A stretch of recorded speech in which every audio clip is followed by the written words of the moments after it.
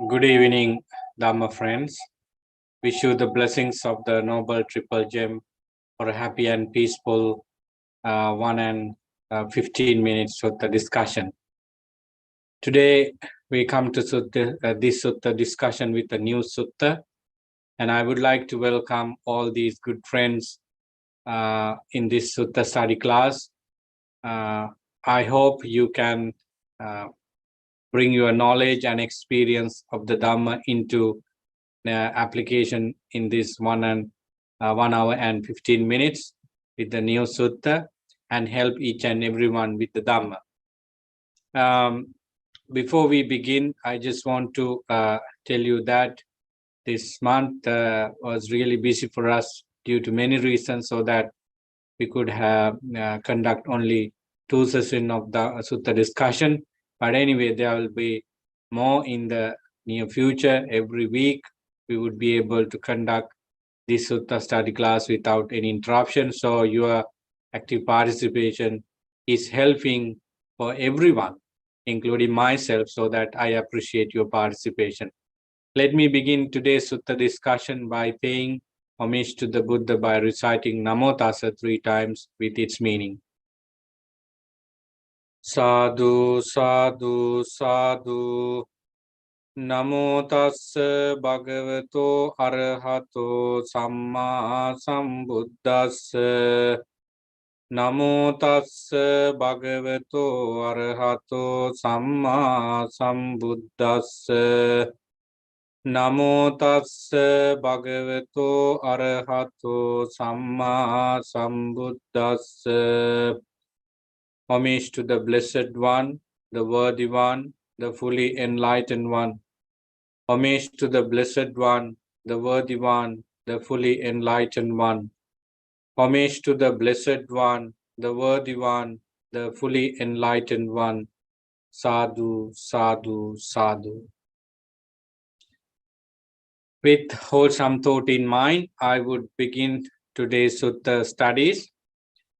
As you receive the email, the Sutta is from Majjhima Nikaya, and it talks about 6 type of purification.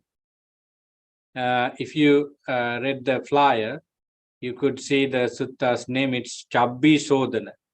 Cha in Pali is 6. Sodana means purification or washing away. Simply, this discourse is a kind of Dhamma discussion the Buddha had with some monks, just to give a kind of confidence for individual monks and nuns and lay people to understand how and which way we analyze ourselves, especially with regard to the attainment of enlightenment, and what should be in our interrogation if we meet somebody who has attained to enlightenment, who has claimed about his or her enlightenment. We can put these questions. I selected this discourse because we should know that kind of things in the teaching as well, because we are passing a time where in which some bhikkhus and bhikkhunis claim their enlightenment into different stages, so that we should know what exactly the Buddha said about that kind of situation in the discourses, so that we cannot be confused over any such statements. In addition to that, I think we all should know what kind of criteria we should have if we experience something extraordinary in our practice, so that at that moment we should keep in mind that whether we are okay with whatever we see, hear, sense, and cognize. In other words, if we have any problem or any imbalances in our mind when we see something, it's an indication that we are not enlightened. Suppose certain things come to our mind and we become disturbed by them. It is an indication that we are not enlightened. Suppose with regard to form, feeling, perception, we become upset. We become sometimes attached to. Earlier, you felt very strong sense of enlightenment, but at some point you become upset over something you thought about. So that's mean you are not enlightened. So not only for questioning somebody else's enlightenment in terms of knowing whether that particular person is enlightened, it is helpful for us to measure ourselves, what kind of practices we are in and how strong we are with that, so on. So friends, this kind of sutta provide such important things for us for our understanding. So that's why I selected this Tabbi Sodhana Sutta from the Majjhima Nikaya, and it is 112th Sutta of the Majjhima Nikaya. According to Bhikkhu Bodhi, it's the sixfold purity. So let's discuss them as much as we can understand that this is another wonderful piece of Dhamma from the Buddha. This discourse was delivered by the Buddha when he was at the Jetonarama monastery in Savatthi. The number of bhikkhus who participated in the sermon was unknown, and none of the monks' name was there, but we find this statement from the Buddha at the very beginning. The Buddha said, bhikkhus, a bhikkhu makes a declaration of final knowledge. Thus, I understand birth is destroyed, the holy life has been lived, and what had to be done has been done. There is no more coming to any state of being. So this is the statement made by Arahants when they attain to that state. Even if they do not tell it to somebody, they feel this, that I have done everything what had to be done in the Dhamma for ending suffering. There is nothing to be done. There is no next birth, because if there is a next birth, there are other stages of suffering as well. So the confirmation that he himself or herself understand is that there is no next birth, which is a very important thing. For us, it's not sure yet. We have a confidence that we are doing well in the Dhamma practice. But if we have asked these questions ourselves, whether we are going to reborn, what kind of answers you could give? If you say that I am not going to have another birth, please tell us, we also worship you, we also respect you. We would ask how you do that, how did you do that? We want to know somebody in our close companionship to say that. It doesn't matter whether it is a monk or layperson or man and a woman, we want such people in this society. So therefore, this is the clear statement Arahants made when they attain to full enlightenment. Interestingly, we find from the Buddha's statement that there were some people in the order who claim that they are enlightened without attainment to full enlightenment. That's why we had this Parajika, the fourth one, and also some other religious people were also claiming that they are Arahants. So this is why the Buddha made into this situation to explain this kind of things in the Dhamma. So if there is an Arahant,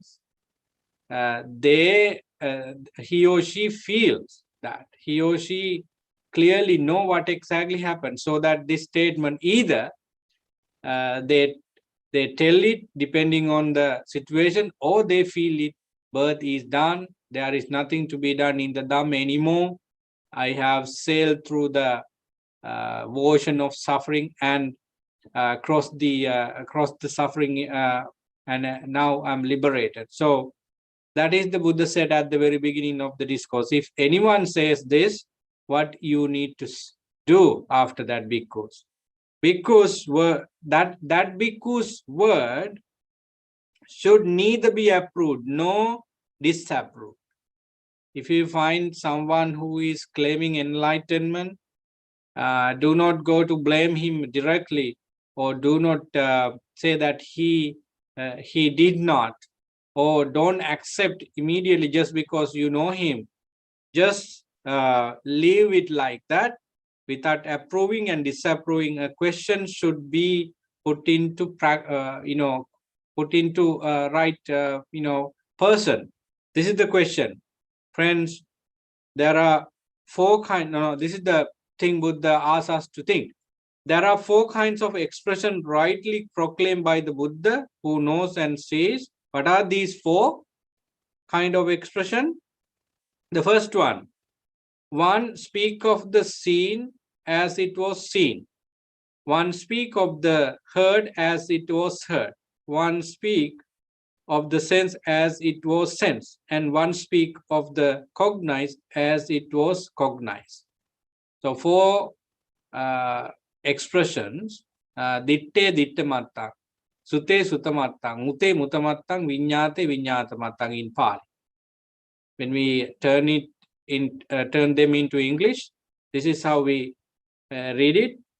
One speak of the seen as it was seen. One speak of the heard as it was heard. One speak of the sense as it was sensed. And one speak of the cognized as it was cognized. So these are the four things. How does Venerable, this is the case. So we know that there are four things to be remembered, and having these four things in mind, this is the question we should ask from those venerables or lay people who claim their enlightenment. How does the venerable one know? How does he see regarding the four kinds of expression, so that through not clinging his mind is liberated from the taint? So basically, this is regarding seeing, what kind of feeling you have. Suppose I am telling you after this Dhamma discussion, Sutta discussion, that I am enlightened. So the first thing with regard to these four things you should ask from me, what kind of feeling you have when you see things. Then if I say that I do not feel any greed, hatred, ignorance, or any type of defilement with seeing, and when I say that I don't, you question again, what do you feel when you hear things, whether pleasant, unpleasant, whatever sounds, what kind of feelings you have? I would say that I don't have any greed, any hatred, any ignorance, any defiled state with listening, with hearing, with smell, with taste, with touch, and even in thinking, I do not have any problem. Thus, if I am an arahant, I would answer to you that I don't have any problem with seeing, hearing, tasting, smelling, touching, and thinking. Six senses, and the function of the senses has been categorized into these four: ditte dittamattang, sute sutamattang, viññāte viññātamattang, ditte dittamattang, sute sutamattang, viññāte viññātamattang, mute mutamattang. So these are the four things that happens through senses. So when if I claim an arahant and you ask the questions whether you Bhante feel any problem with seeing, hearing, tasting, smelling, touching, all these four, I would answer that I don't have any greed, any hatred, any ignorance, any defiled state. I don't feel that they are mine, me, or myself. So then Buddha said at the end, so after hearing that from that particular person, if it is I were telling this, so you have to say that, good, one may delight and rejoice in the bhikkhu's word. Having done, there are other questions. There is another question you should ask. Before move forward, I just want to clear that again. If you find somebody who is claiming any extraordinary experiences, simply Sotapanna or stream enterer or Sakadagami, once returner, Anagami, nonce returner, or Arhats. This is the first question according to this discourse you should ask. What do you don't ask that questions in abnormal way. Bante, suppose it is a layperson. I came to know that you are enlightened, you claim it yourself. So what kind of feelings you have when you see different type of things, when you hear different type of things, and when you taste, when you smell, when you think. So friendly, you ask this question. So if that person is telling that I don't have any problem with any sensory experience, I feel them only as seeing, hearing, tasting, and then they are only cognition of just thinking, it's like he is enlightened. Because if he tells lies, it is demerit for him, because there would be people who claim enlightened state not without having them. So that's, they are accumulating demerits. But from your side, that's the question you could ask, and you cannot question further there without hanging on to that questions again. How do you say, Bante? How do you have to ask another questions. That's the Buddha's suggestion. What is the other questions? Friend, there are these 5 aggregate affected by clinging, rightly proclaimed by the Buddha. Right? What are these 5? As you know, they are the material form aggregate affected by clinging, feeling aggregate affected by clinging, the perception aggregate affected by clinging, the formation aggregate affected by clinging, and the consciousness aggregate affected by clinging. These are the Pancha Upadanaskandha. So it is clear to us that 5 aggregates are there, and the clinging to each aggregate is another. And when these two come together, it's called 5 aggregates of clinging. For Arahants, we know they do not have the aggregates, the attachment or clinging part, but they have aggregates. So we ask these questions from that particular person.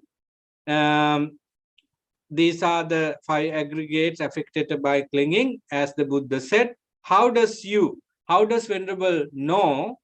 How does Venerable Man know? How do, with regard to these 5 aggregates of clinging, and what do you feel? Do you feel any disturbed mind with attachment, with form, with feeling, perception, and how do you understand? So basically, the second questions is about 5 aggregates and clinging part to it, right? Suppose if the questioner, the person who asked the question, is unknown about the 5 aggregates of clinging, I think there is no, the answer the enlightened person supposed to be really, really difficult.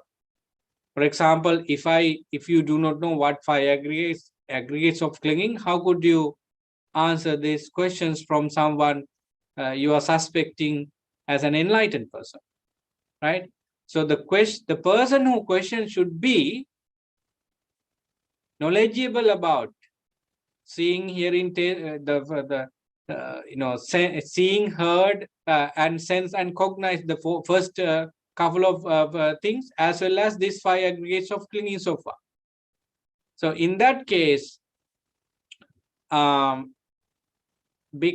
when they heard about somebody else's attainment, this is the way they could question, because bhikkhus, we assume all bhikkhus know about this, all bhikkhunis know about it. On those close disciples to the Buddha from lay society know about these four expression as well as five aggregates of clinging.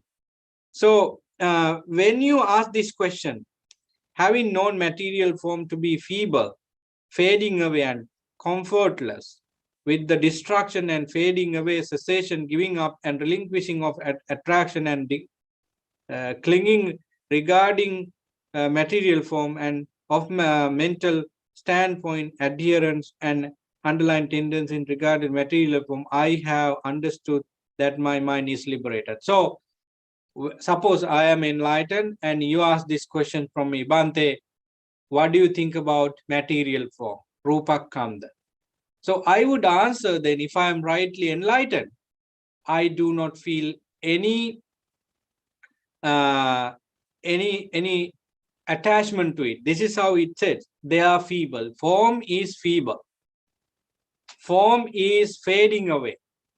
Form has the nature of rising and feeling. Rupa, in essence, has the nature of rising and passing away. With regard to Satipatthana, if you take the Kayanupasana, there you have the section where we develop mindfulness, the section called 4 elements, 32 body parts, then clear comprehension, or situational awareness, sampajanya. So with regard to the body, I do not see any attachment to the body. With regard to the rupa that arise in mind, I do not feel any mind, I, me, myself, that notion is not there. So I feel that I am liberated from those clinging to rupa. So this is the way that person should answer to the question if he is rightly enlightened. And then the feeling and perception and mental formation and consciousness.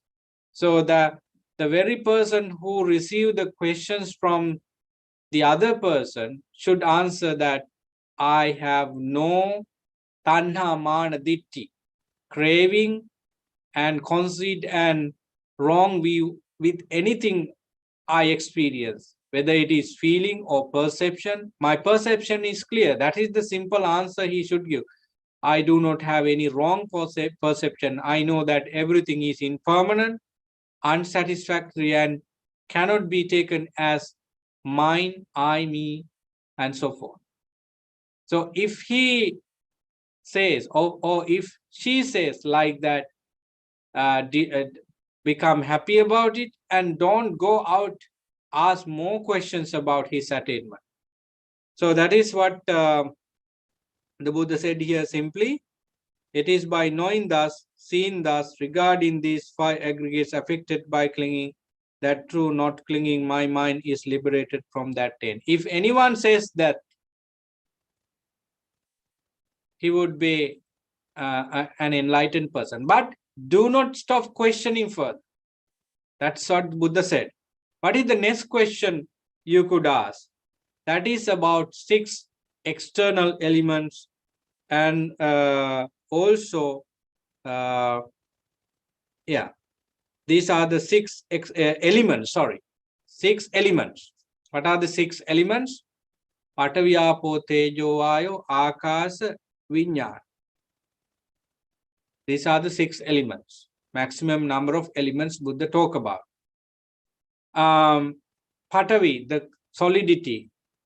Apo, cohesion, the nature of water. And then heat and air, space and consciousness. So ask questions about these 6 elements to know about his opinion, his idea.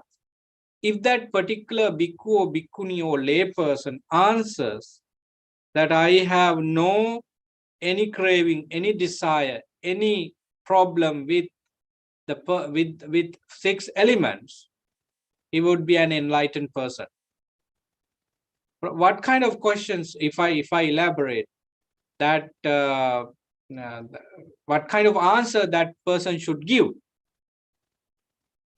When you become an Arahant, you have done with this training that the entire body is made up of 4 great elements. In addition to 4, it has space and also consciousness. So basically, when we take things with elements, it means that there is no any conventional or sammati satya in that. They are all about fundamentals. We go to Abhidhamma, we talk about the 4 special teaching, Satara Paramartha, the absolute nature of mind and body, so that the Arahants feel the entire life he is possessing is only elements. According to Dhatu Vibhanga Sutta, there are only a human being is only a element, only a collection of elements for a noble person, nothing else. So any answer with any language he or she give would be similar, that I understand that there are only elements here working.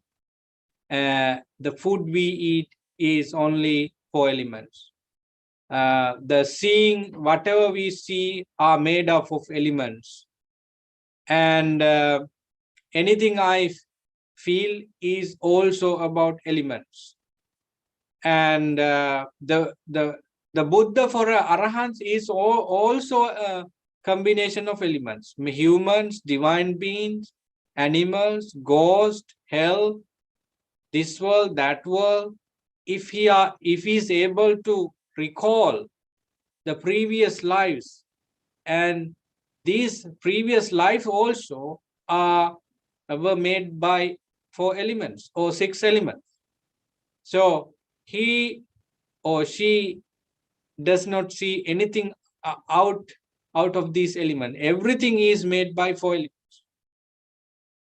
So Buddha said here, you asked questions from that particular individual who claim enlightened state about 4 elements, and answers would be like, I do not have any problem with regard to 6 elements, no hatred, no greed, no any problem. They are all impermanent, they are temporary. And do you remember what Venerable Sariputta said when he was questioned about a particular issue? He said that the water element outside of this body is quite similar to this body. So when water elements, when people put bad things to water, ugly things to water, water never complains. Like that, I think the Apo Dhatu in this body is regarded as like that. And Venerable Rahula was advised by the Buddha in Maharahulavad Sutta with the same idea, that Rahula, water outside or the earth that we stand on never complains about any bad things that was put by people. Like that, you train your mind to accept that there is solidity of Patavi Dhatu in this body, and anything happen to this Patavi Dhatu, there you should reflect that this is this feeling, this breaking, this deterioration happened to the Patavi Dhatu, not I, me, and myself. So that is a complete training actually we are working with these days in our meditation. So if I go back to the seeing, heard, sense, and cognize, then 5 aggregates, now 6 elements. They are all big elements of the focus for anyone to attain enlightenment.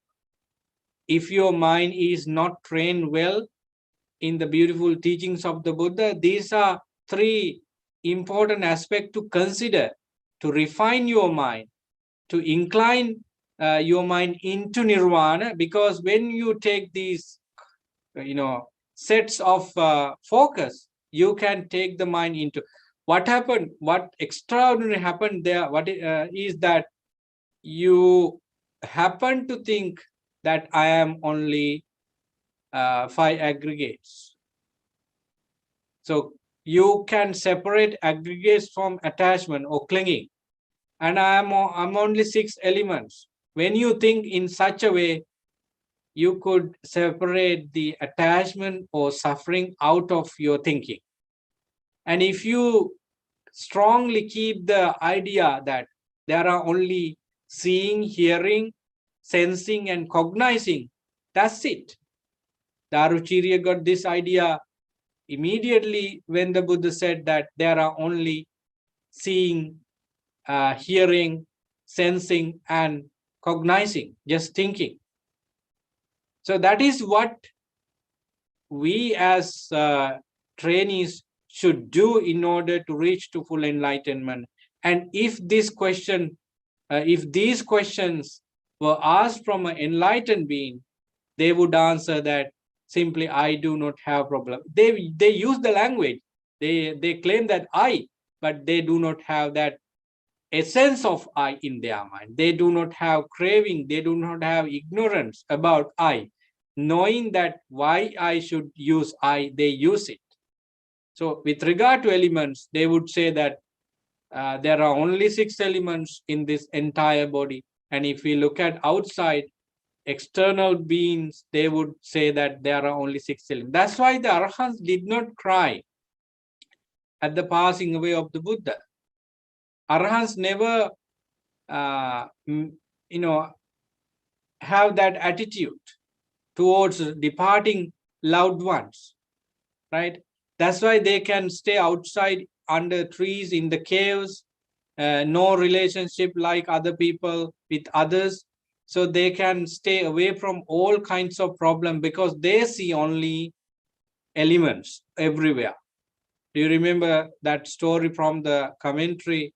The monk who was meditating on the skeleton, so that woman who was passing by, and to him, that woman was only a skeleton. For the husband who was looking for the wife, asked that woman is a woman, is a wife, but for a person who meditated on elements, on other subject of meditation, come to a conclusion that human body is only a body. In other words, human body is only a combination of 4 elements. So that is the third purification out of 6 that the Buddha asks us to keep in mind in questioning someone who claim arahantship. So we are talking about 6 fold purifications. So far we have covered 3. The first one with regard to seeing, heard, and sense and cognize, 4 types of expression. And the second question would be is 5 aggregates of clinging. And the third one is element. Now we go to the fourth one. Buddha said, having asked this question about 4 elements, if that person is rightly enlightened, he would say that I do not feel any unwholesomeness with regard to 6 elements, which means he or she understood everything as 6 elements.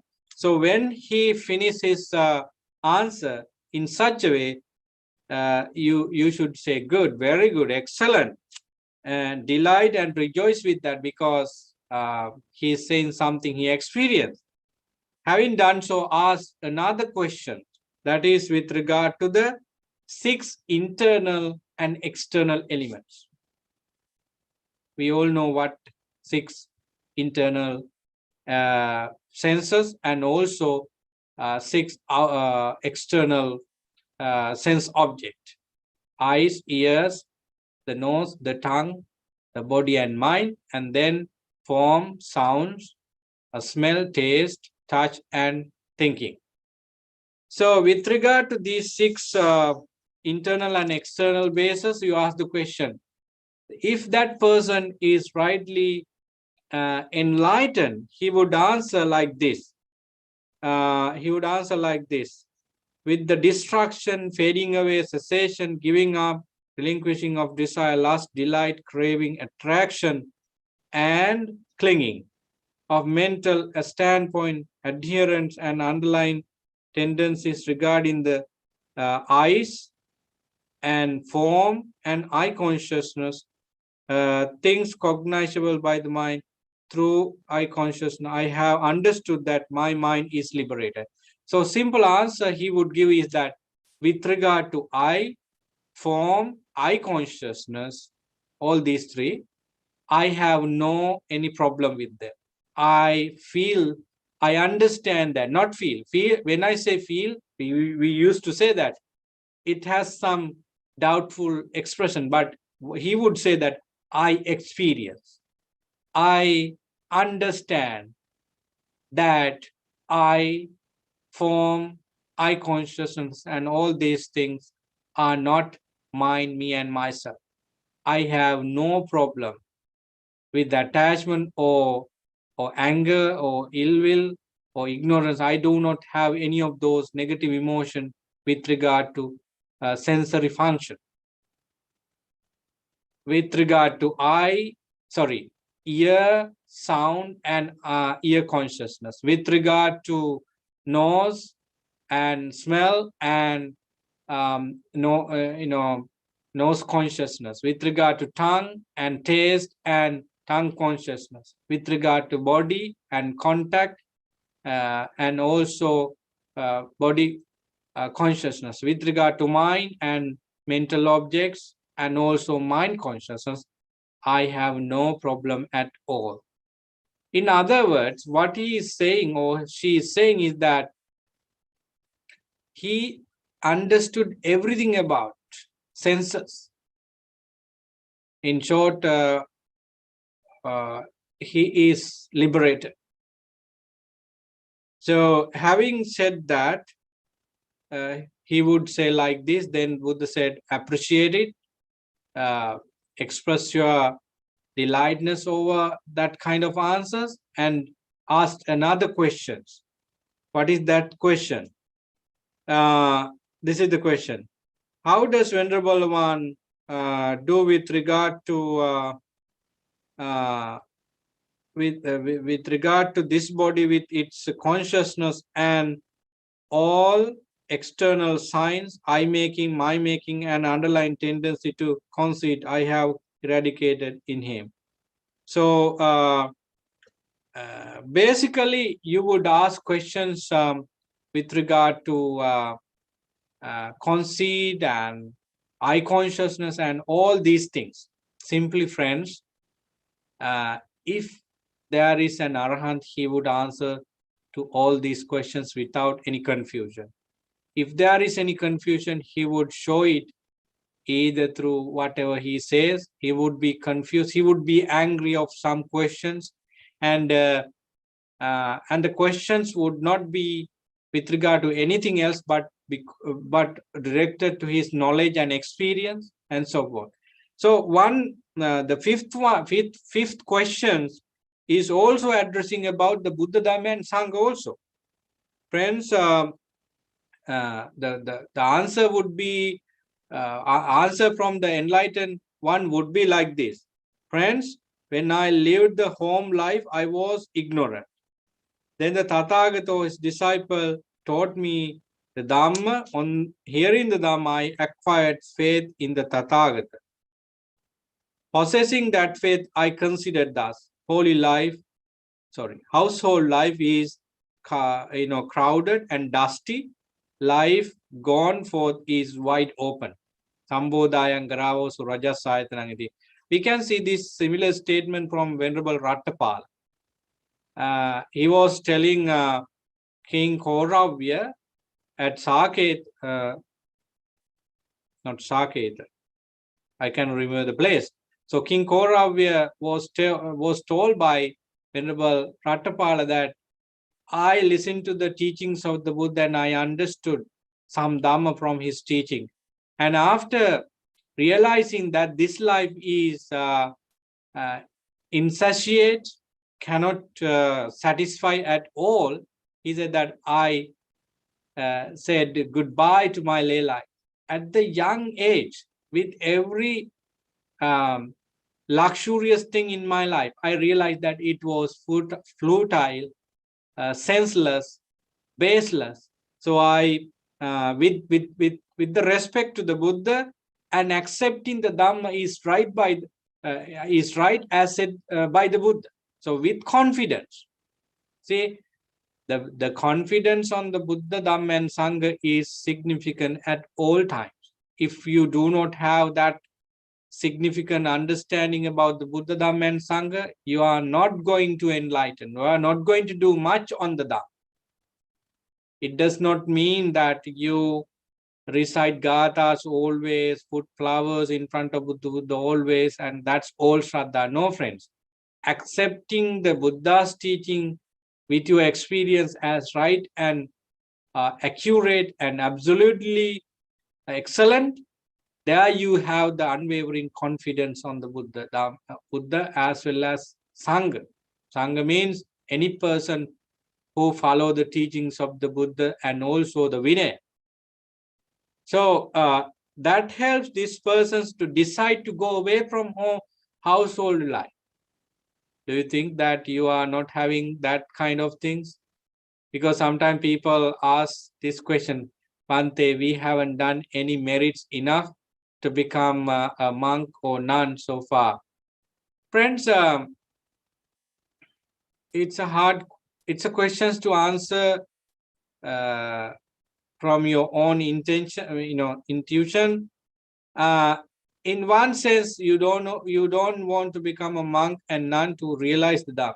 But once you realize the Dhamma up to the end, full enlightened state, arahant, I don't believe you stay at home, because at home you have to do responsibilities and you are playing a role, so you don't want to do that. That's what happened to Visakha, male devotee Visakha. He went to listen to the Dhamma from the Buddha. He used to go, but one day he went and came back home and was silent. He was completely changed of his character. So Dhammadinna, his wife asked, what happened? Are you feeling okay? You are not as you were before.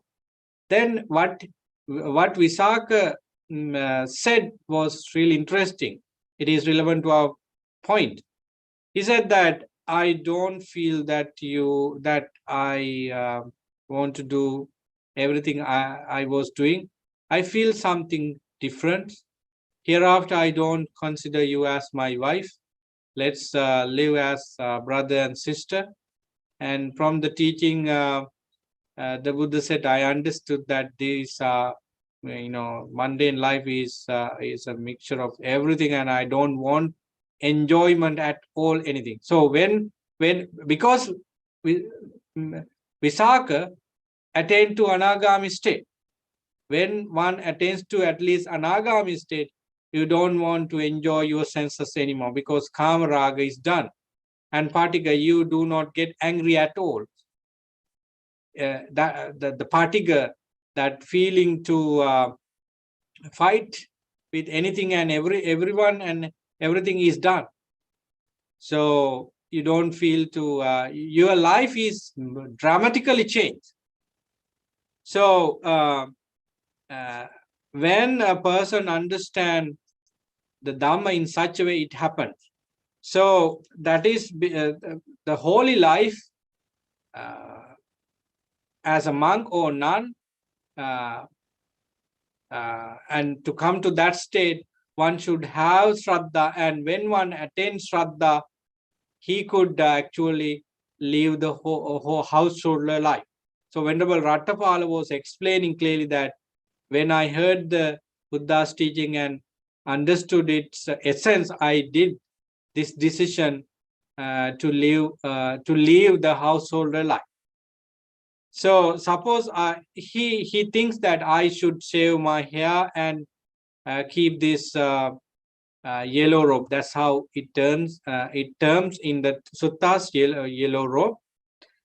So later on, he become a monk. He or she come to this monastic life. So my question was, have you felt it? It's not necessary at this moment because you understand Dhamma. Despite the physical change of your life, the important thing is understanding the Dhamma. But I'm pretty sure that you become a bhikkhuni or a bhikkhu when you come to a level where you feel that household life is done. I became a monk when I was 13, 3, and I did not understand this much of Dhamma. We became monks because of other reasons. But if you become a monk now or a nun, that happens, I think, due to the understanding of lay life as well as monk's life equally. So you see, Sambodaya Garava Su Rajasayatanang iti, lay household life is full of responsibilities. Therefore, there is the great chance of defiling the mind, so that Abbokasuva Pabbajja, the priestly life or monkhood or bhikkhunihood is like the sky. Abbokasuva. In the sky, in the space, you don't have any problem. It's clear and you don't get stuck with anything. But household life is just like the wood. You have poisonous plants and the ground is uneven, so that there are many obstacles. But in the sky, you don't have any problem. So that is how the Buddha the person compares. So you asked 4 questions previously from the so-called enlightened person. What do you think about seeing, heard, sense, cognize? What do you think about the 5 aggregates? What do you think about the elements? What do you think about the 6 external and internal sense?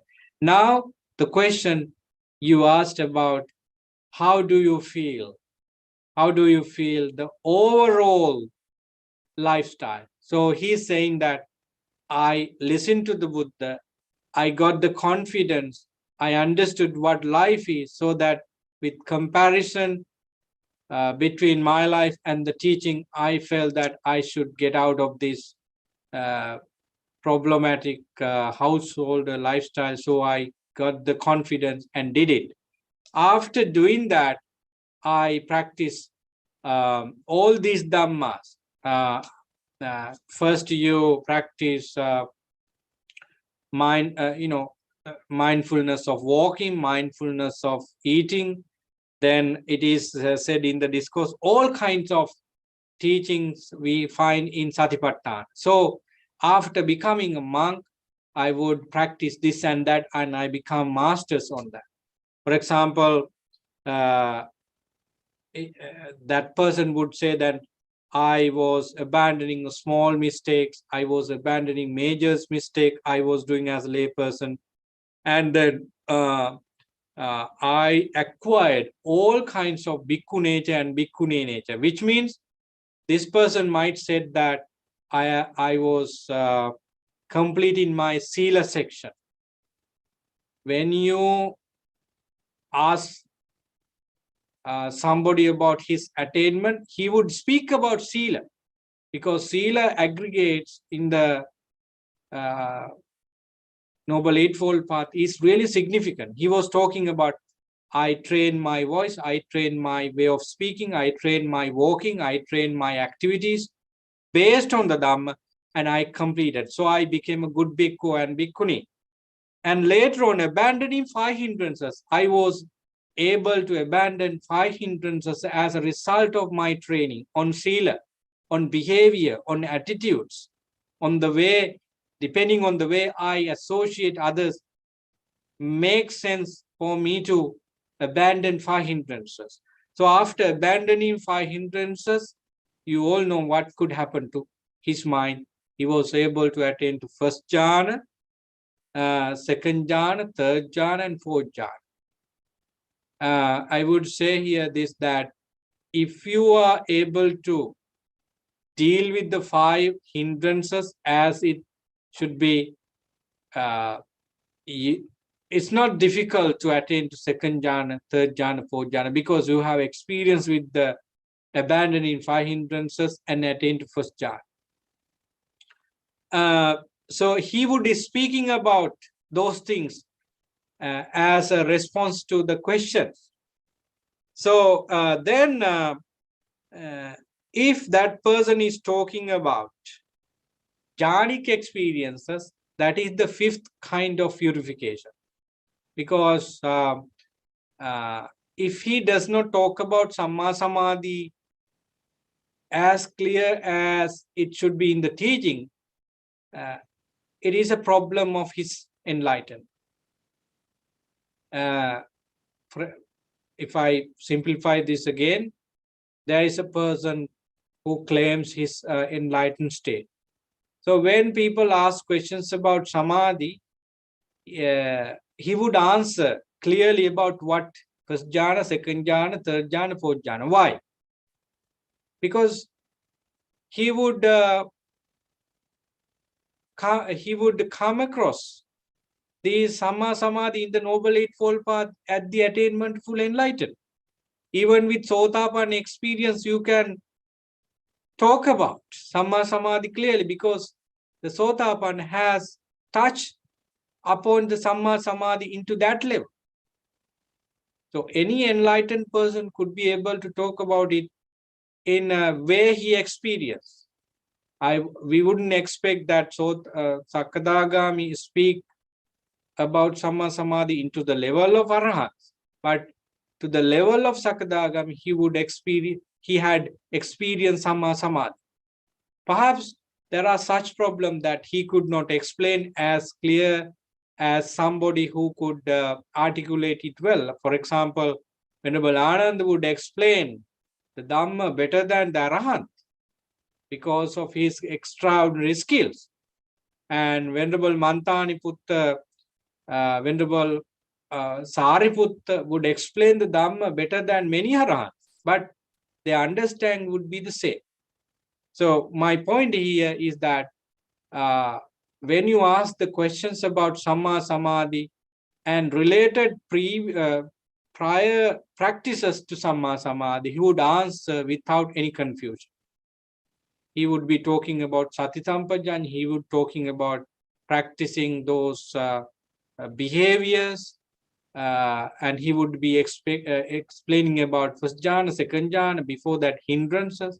So he would explain to you to give you a clear picture of what he was doing when he practiced Sila and also Sati and Samadhi.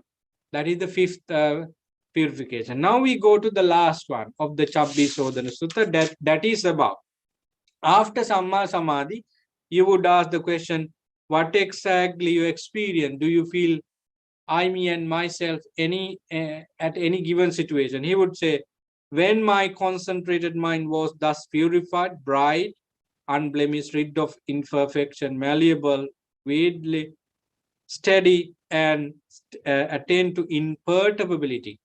So he would be speaking that he has emptiness, he has nibbida, he has all kinds of powers with the jhana. There he directed his knowledge into the destruction of taints.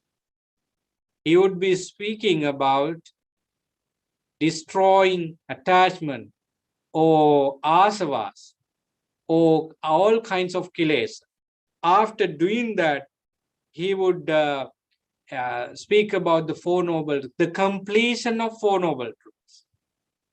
Completion of this is the suffering, this is how one should, it is a truth, this is the suffering, it is a truth, and it should be understood, and I understand, it should be understood by everyone, and I understood. I completed the understanding of the suffering. And this is it is true that there is a rising of suffering, and what are the causes of suffering. And I realized from my experience that this is the cause of suffering, kama tanha, bhava tanha, vibhava tanha, and I completed the training in understanding the second noble truth. And he said that I understand that this suffering could be ended, and I was in that training and I did that. And the way to end suffering should be understood, and I understand. I worked on that, and I completed that as well. So he was talking about the Four Noble Truths as he or she was doing, and that is the sixth type of purification. As a result, I felt that the birth is destroyed, any next birth is destroyed, and the holy life has been lived, and what had to be done has been done. There is no more coming to any state. So he would be telling the same thing he was telling before, because he has understand everything. At the end of the discourse, if you were the questioner, you would appreciate that bhikkhu or bhikkhuni or layperson and should rejoice in his or her words. And having done so, you should gain confidence for your own practice. You should determine to do the same thing. It is a great gain for me, you should think. And you would claim in front of that particular person that I am so fortunate to have in my life, and so forth. So this is the Chabbisodhana Sutta. Let me summarize it so that we can have a full discussion in the next 15 minutes. Chabbisodhana Sutta, by its name, is to get a kind of confirmation of someone's attainment.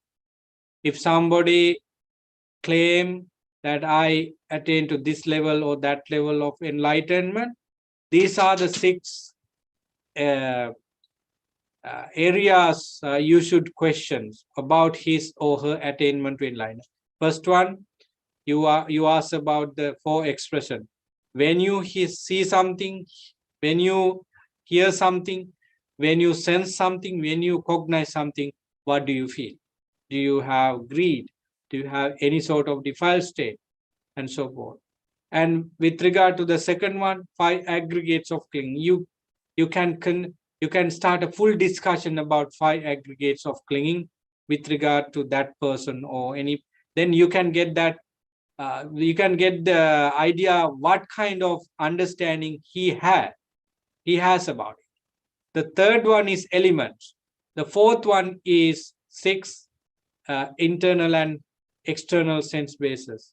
And the fifth one is with regard to the morality, and it's widespread. You ask question why you become a monk and what kind of things made you to become to this state. He would explain up to the level where he find samadhi, and in the and samadhi itself is a part of it.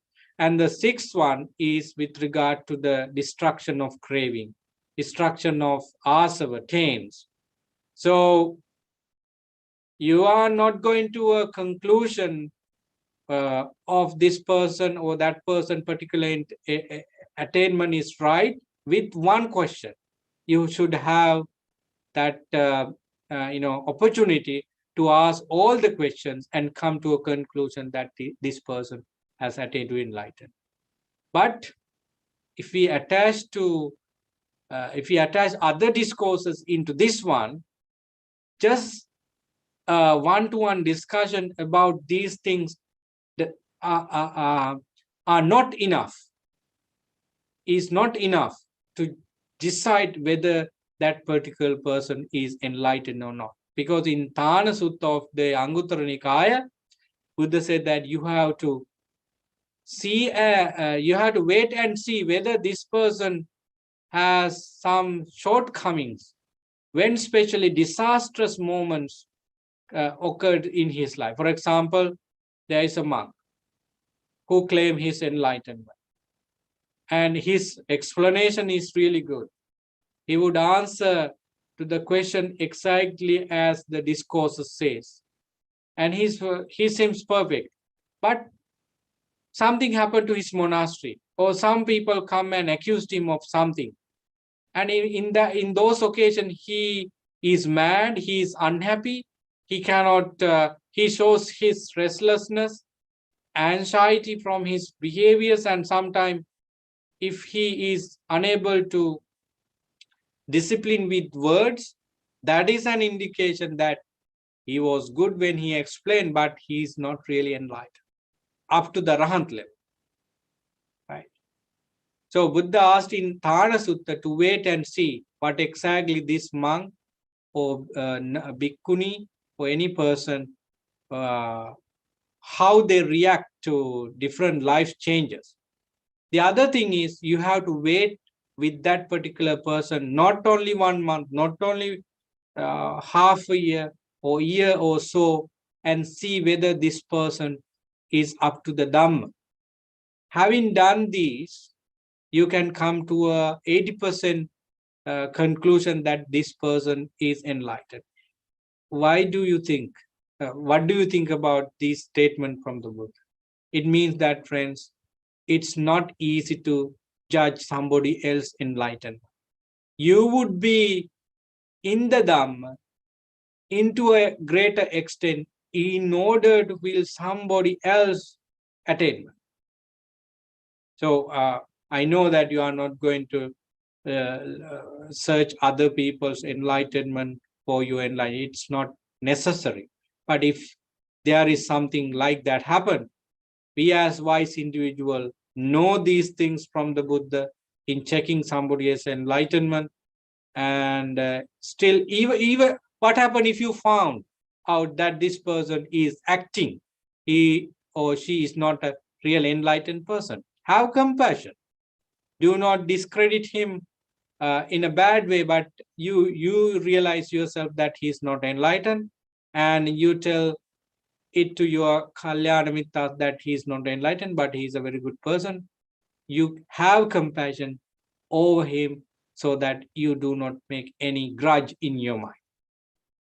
So friends, that is Chabbi Sodhana Sutta. That's what I wanted to share. So now we'll have a discussion on anything with regard to sixfold purification.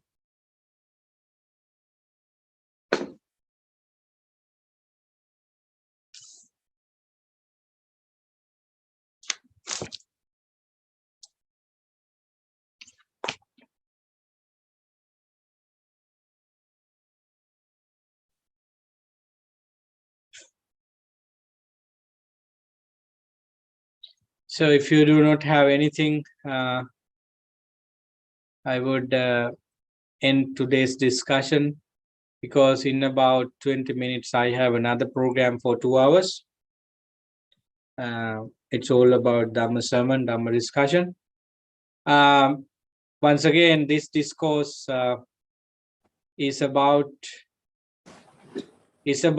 to enrich our knowledge about what kind of things we should know in with regard to our own attainment. Let's forget the others' enlightened state. Let's look at ourselves. So we know clearly that we have to practice seeing, hearing, sensing, and cognizing. In other words, we should train our mind that they are only seeing, hearing, sensing, and cognizing. That there are only aggregates. That's called skandha. There are only skandha. It is our personal responsibility whether we have clinging to it or attachment to it, and we should practice ourselves that there are only 6 elements. And with regard to ayatana, internal and external, and so these are the areas we strongly focus on for our practice. that is important for us. Yes, I think you are going to say something. Yeah, this sounds like a checklist for you, I would say, like for your own benefit to check. Obviously, I mean, you can have a lot of knowledge on the 6 elements, the 5 aggregates, but that doesn't mean you have you're not close to it yet, unless you, I guess, at least some sort of a experience, some kind of jhanic experience, or like seeing things as they are, like insight being developed, right? I mean, you're getting closer, right? I mean, it's very hard to, I mean, you can know, the Aruchirya, the whole sutra, but you need to kind of experience it, like the flavor of it. What do you mean by ditte dittamatan? When you see, you only see, you not going beyond the contemplation, prapanya, and craving and clinging and going the whole cycle, right? You just stop there, like at some level. So does it make sense? Like it's indeed. Yes. So, of course, if I share something that I experienced, I happen to think this, that everything is only seeing, hearing, sensing, and even thinking. So if I take this into my consideration and I practice it as much as I can, so that when I see news all over the world, whether they are pleasant or unpleasant, I easily put them into seeing. For example, when people die from coronavirus for a day, maybe a huge number, and if something happened to your own uh, people, you feel it more than anything else. So what I felt was that is only a kind of first hearing and sensing, and I'm just thinking about it. So if you turn into the Dhamma with the formula the Buddha explained to the Aruchirya, and if I have enough practice, if you have enough practice, you can protect your mind, you can bear that pain without any problem. So it is a good practice for me, and I'm not saying that I am up to the highest point of it, but I can manage with it. What you say is really good. So in the book, in the sutra, we can see what Darushirya initially did, but we cannot have any full understanding about his mind. But yeah, we can do it. We can have that experience into a greater extent. Especially, it doesn't come to us unless we train it. The real meditation is coming to us with these, four expression, seeing, hearing, sensing, cognizing, and by aggregates, skandha, dhatu, elements, ayatana, 6 senses, and so on. We have to take them into consideration and practice. That is called meditation. So meditation for samadhi, as you said, is really important. Unless if you are in first jhana, there is a clear mind for you to get them in an extraordinary way so that you move forward. So that's why Buddha asks us to experience jhana, and perhaps you have book knowledge and a theoretical knowledge about it. Even if you do not have it, just listen to any kalyana mitta you trusted on and continue to observe your mind and body. So this is basically like a kind of recipe, but unless you taste the food, like you cook and taste yourself, it doesn't really matter. You will have the 5 recipes or whatever, but 6 recipes, it's important, but you have to cook the food. Indeed, that's a good example, because everybody does that, and we understand what exactly the Dhamma means by these examples, this simile.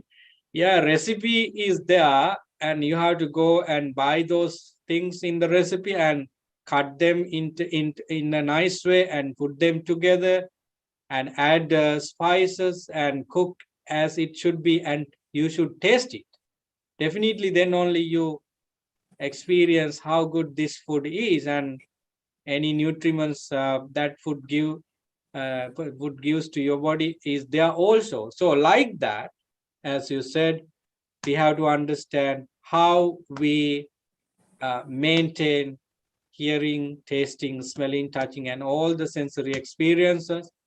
And we should know how attachment arises and ceases, and how we need to deal with the also wholesome Dhamma, how we could develop mindfulness, and which way is the right understanding should be developed. So we know all the recipes. We know the bad recipes as well as good recipes. So then we can do it. Wonderful. Thank you very much for that. And I think Chandrani Nona has raised her hand. Yes, Please take your time. Venerable sir. Venerable Bhante, I have a small question. The thing is, when I read Chula Vedala Sutta, I understood if you are not really developed, you are unable to ask these questions. So Dhammadinna found out that Visakha couldn't ask the questions. So even if we know this, it is useless according to that sutta. I think we should be perfectly clear to ask the questions. That is my point. Yeah, indeed, you are right, because if you do not know about the Dhamma and which area you should address with regard to somebody else's attainment, how could you ask those questions? Yeah, to ask questions, you should know something. Out of curiosity, we can make some questions, but I don't think they can go further with the question. So, suppose you have done, science on what you call food. So you know exactly what these food, and you can explain them scientifically. So then you can ask questions. If you have at least read about those articles, formulas, and scientific method, you can ask questions from someone who knows about it. Otherwise, for me, I don't know how to make questions about astrology or physics. If there is a lecture about physics, I would listen to it hours and hours, but I don't know how to make questions out of, to ask something, because it's new to me, and I don't make like that. If you haven't done enough training on skandha, dhatu, ayatana, and all these mind and body, on the basis of teaching, how could you ask questions? Even Visakha, actually Visakha was very good in questioning Dhammadinna, because he was an Anagami, but only up to a certain extent. Yes, because he did not know about Arahanship clearly, because he was an Anagami. But what the point, as you said, is yes, we should know about some people, what we are questioning. Venerable Bhante, some people just ask curiosity. Do they commit demerits? No, I don't think so, because they are curious.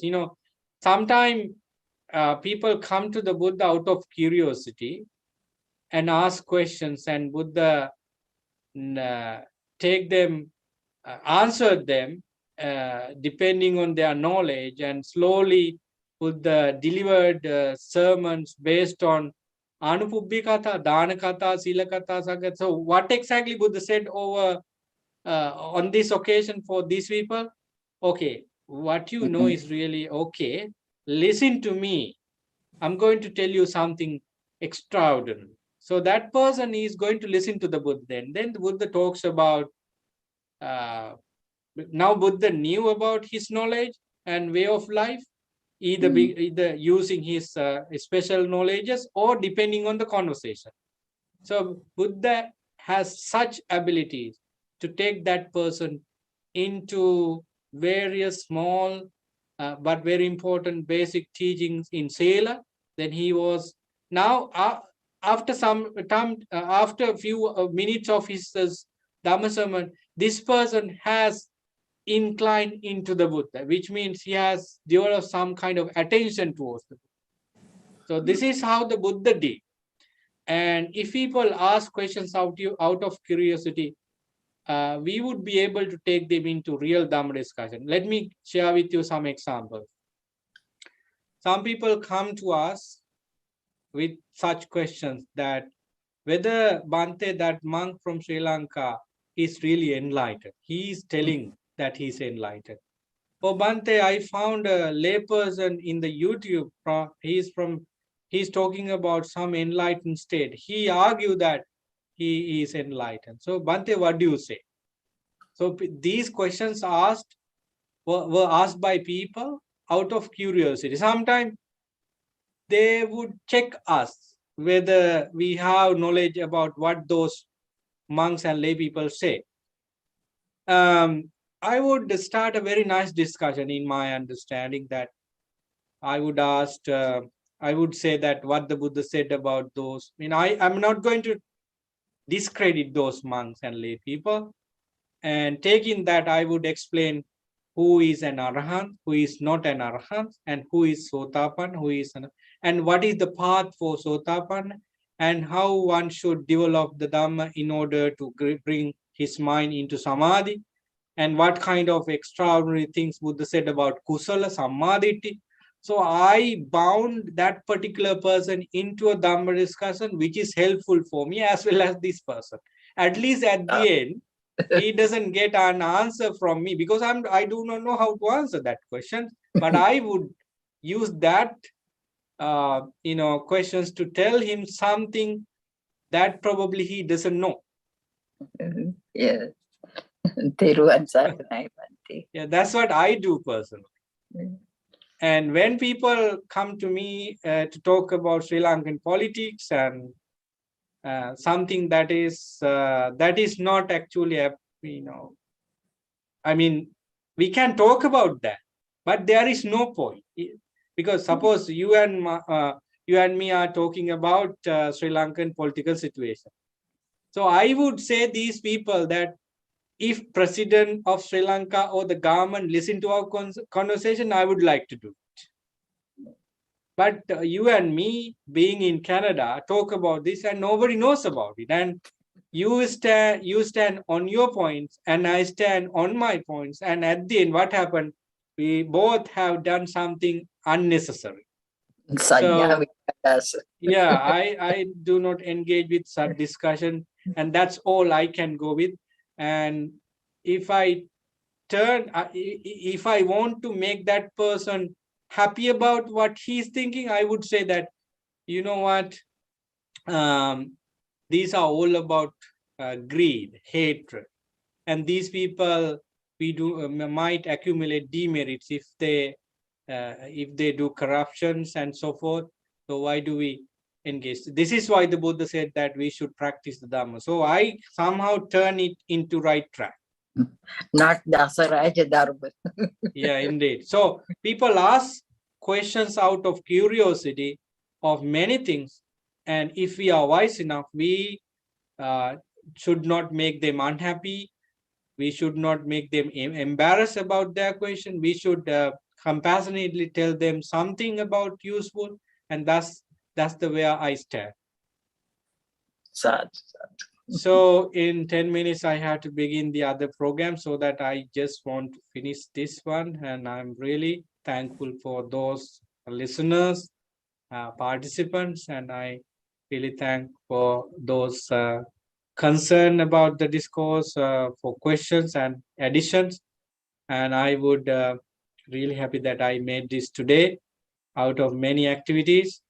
May this discourse is helpful for you to encourage yourself to practice more, and you came to know that which area you should concern in order for you to clear your path to full enlightenment. With that, I bless you. May you all be well, happy, and peaceful. We are going to meet again next week with a different discourse. Until then, may you maintain good health physically and mentally, and practice Dhamma for your liberation. Sadhu, sadhu, sadhu.